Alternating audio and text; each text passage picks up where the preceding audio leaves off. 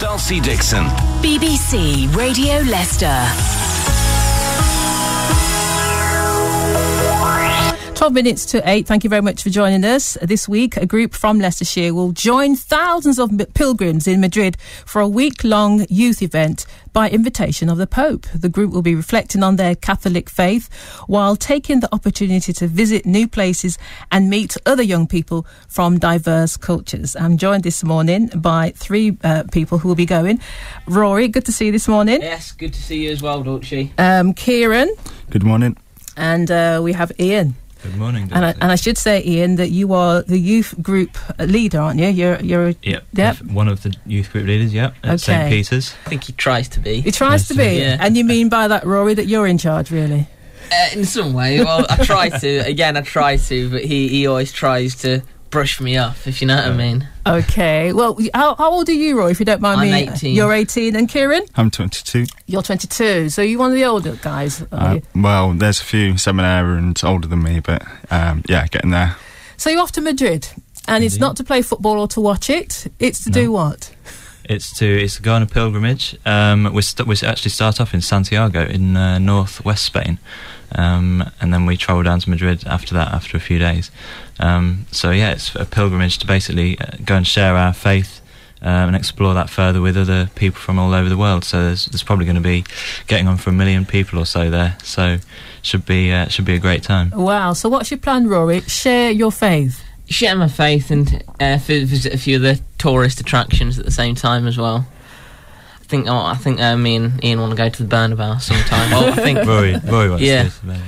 So if it comes to you, Kieran, tourist attractions you mentioned, but let's hear more about the faith. How are you going to share that? Well, hopefully, everyone, there's a different culture, and lots of different cultures coming together will celebrate God in different ways. Our style is very different to, say, in Africa and in the Eastern Roman Catholic Church. So there'll be lots of different celebrations, benediction, mass, but also, coming out at night time. We're going to have an overnight vigil we're having, and we're going to sleep underneath the stars. So, hopefully meeting a lot of new people that night, and sharing our own faith and our own life journey. What will the vigil be for? The vigil is where the Pope will come along. It would be a few prayers, more or less like the vigil here at Hyde Park back in September when the Pope visited. It's just a nice gathering to show it. It's really that's one of my favourite parts actually from the previous World Youth Days is the vigil. I remember in Sydney there was about probably 500,000 people in Sydney at the racecourse, and it's just a sea of candles because everyone obviously lights up their candles, and it's just really awesome to see. And it's just sort of silence as well when you're actually at the prayerful times. There's just everyone there in silence, sort of all praying together, and it's a really, really awesome experience. Sounds brilliant. Yeah. So you go this week. How long are you going for, Rory? We're going for 11 days. We're spending the first 4 days in Santiago with families there. A few miles outside of Santiago. I think, is it Pontes de Garcia we're staying in? Yeah, something like that. Maybe your Spanish is better than mine. Right? Yeah, something like that. And then for the next 7, we're going to Madrid. We'll be staying in parishes. Have you met the families before? No, not yet. So that's another thing I'm looking forward to. And how is your Spanish then, Rory? Foreign languages aren't my, number one thing, but I think I can, I'll pick up here and there. What can you manage? Share with us on Radio Leicester. Buenas tardes. That's about it. He's going to struggle, isn't he, Kieran? Yeah. I think I'm going to struggle. You any better? Hasta luego. That's about it for me. I'm hopeless, so don't ask me. And I'm totally hopeless. What have you been saying, Rory and Kieran, in Spanish? What was that? What were you trying to say? I should say? Hello. Just hello. For me, see you later, friends. Okay, well, I'm sure many people listening will be praying for you, particularly for the language. Thank you. Yeah. Before you go, on a serious note, by going and coming back, what impact do you think it will have on you?